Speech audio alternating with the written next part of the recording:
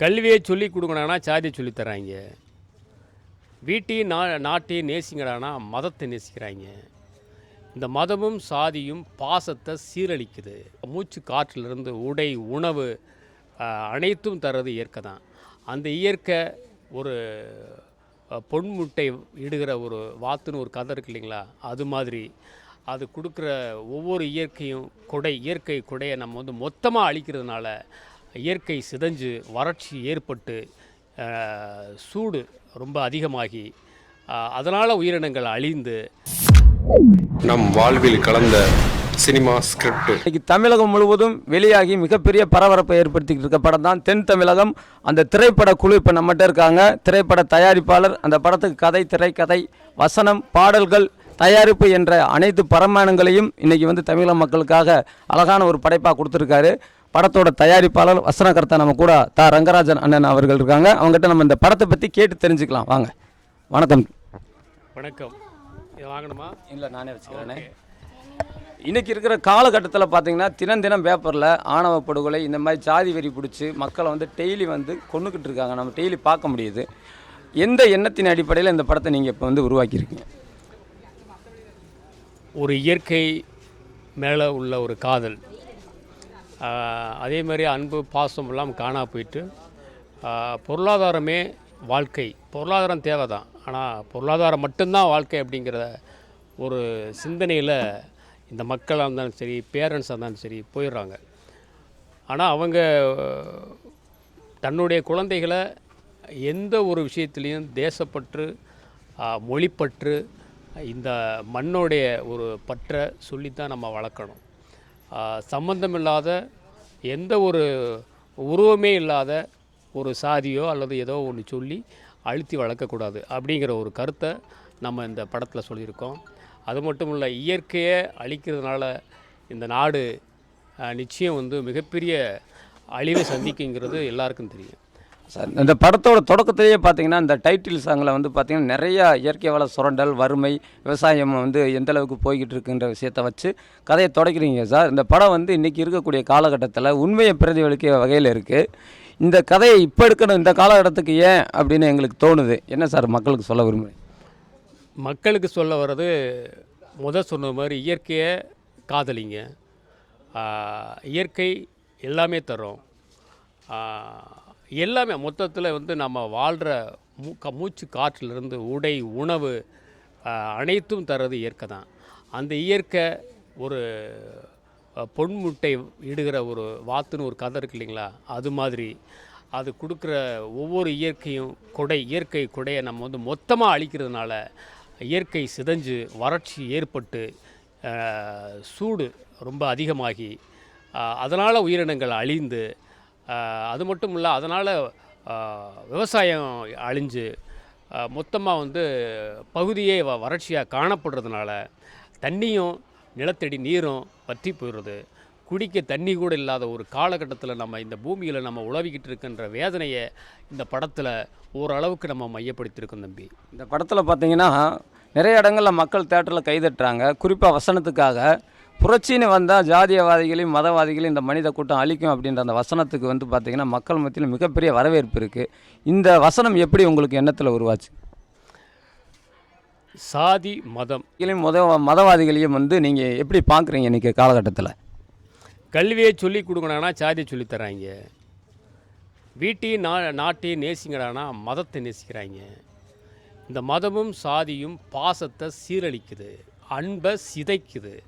ஏன் இந்த மக்களையும் இந்த நாட்டையும் ஊரையும் தேசத்தையும் அழிக்கக்கூடிய சாதி மதம் நமக்கு தேவையில்லை. அந்த கேவலமான ஒரு விஷயத்தை நம்ம மண்டைக்குள்ளே ஏற்றிக்கிறதுனால ஒரு மனிதனை இன்னொரு மனிதன் நேசிக்க முடியாத நிலை உருவாகுது. அதனால் வன்முறை ஏற்படுது. அது ஒருத்தரை பகைத்து கொள்ளும் ஒரு பிரச்சனையை பகைத்து கொள்ளும் ஒரு நிலையை நாம் சந்திக்கக்கூடிய ஒரு காலகட்டத்தில் வாழக்கூடாது என்பதற்காக அந்த வசனம் எனக்கு வைக்கிறது மாதிரி தோணுச்சு, அதனால் வச்சேன்.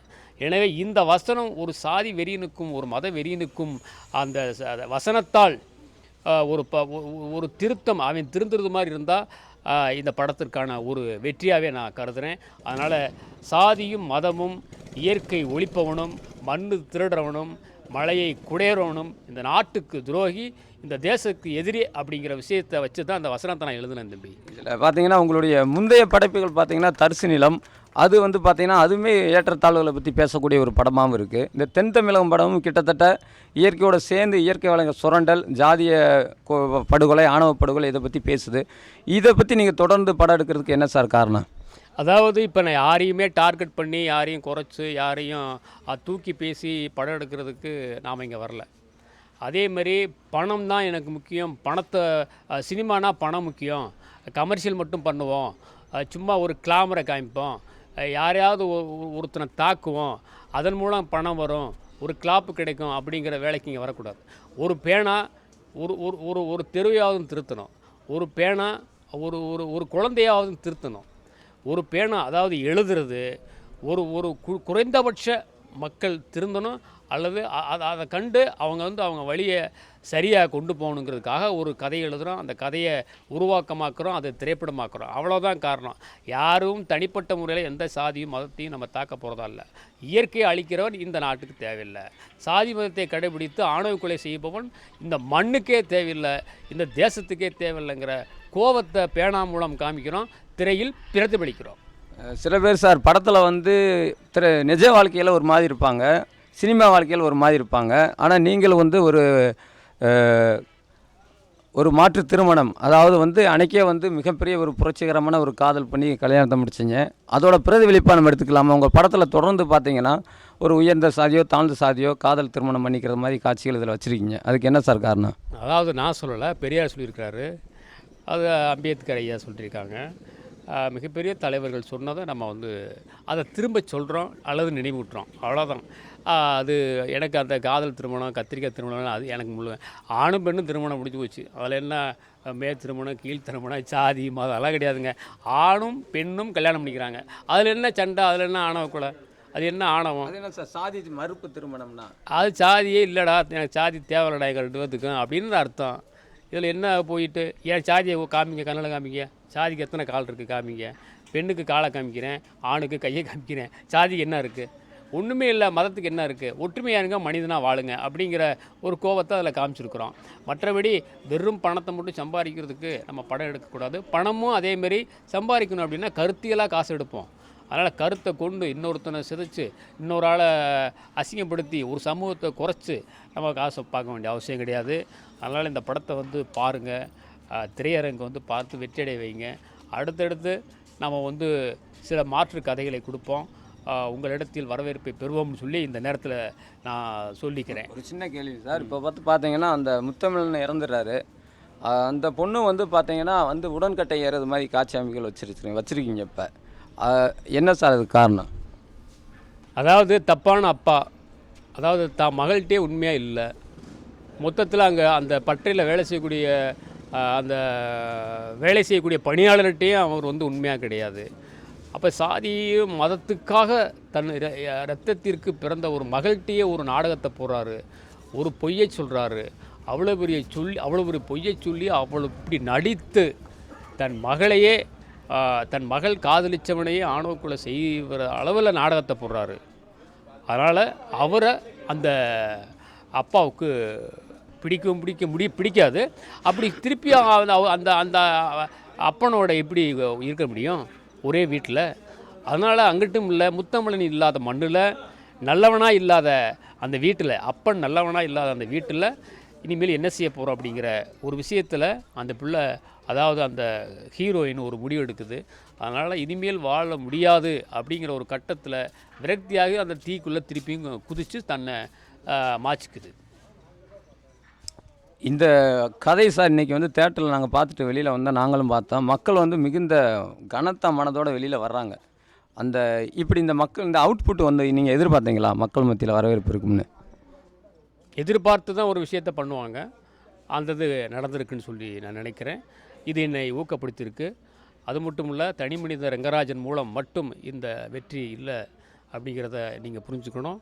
இதில் சிறந்த ஒளிப்பதிவை கொடுத்துருக்காங்க, இயக்கத்தை கொடுத்துருக்காங்க, பின்னணி இசையை கொடுத்துருக்காங்க, தன்னுடைய நடிப்பை பூரா முழுமையாக அந்தந்த ரோலில் வாழ்ந்திருக்காங்க அப்படிங்கிறதையும் நம்ம பார்க்கணும். குறிப்பாக சொல்லணும்னா இந்த படத்துடைய இயக்கப்பணியை மிகச்சிறப்பாக கையாண்டிருக்காரு நம்ம தர்மர் பெரியசாமி. ஒளிப்பதிவை ஒரு நேரலையாக ஒரு லைவாக பார்த்தா எப்படி இருக்குமோ அதை விட ஒரு சிறப்பான ஒரு விஷயத்தை ஒளிப்பதிவை பண்ணியிருக்கிறாரு தம்பி சிவசக்தி. ஒவ்வொரு நடிகரும், அதாவது ஹீரோ ராஜவேலு, ஹீரோயின் சுஸ்மிதா, இன்னொரு ஹீரோயின் ஜோசிகா, அம்மாவா வர்ற பிரேமம்மா, இந்த படத்தில் இயக்குனர் அப்பாவாக நடிச்சிருக்காரு அந்த நடிப்பும் உள்பட ஒவ்வொரு கேரக்டரும் அதில் அன்புன்னு ஒரு தம்பி வராரு ஹீரோ நண்பராக. அவருடைய புதுசாக எல்லாமே புதுசு தான், நியூ பேசுன்னு சொல்ல முடியாது. அந்த அளவுக்கு பழைய நடிகர்கள் மாதிரியே அவங்க தன்னுடைய திறமையை காட்டியிருக்காங்க.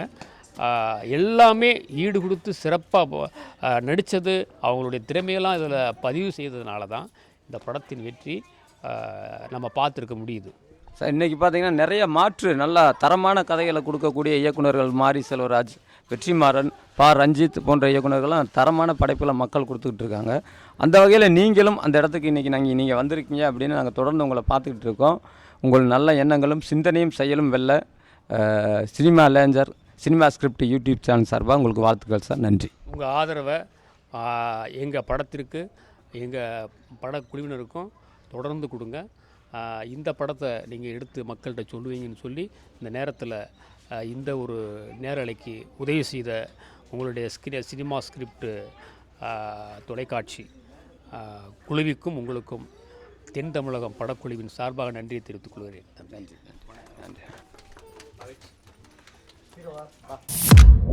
நம் வாழ்வில் கலந்த சினிமா ஸ்கிரிப்ட்.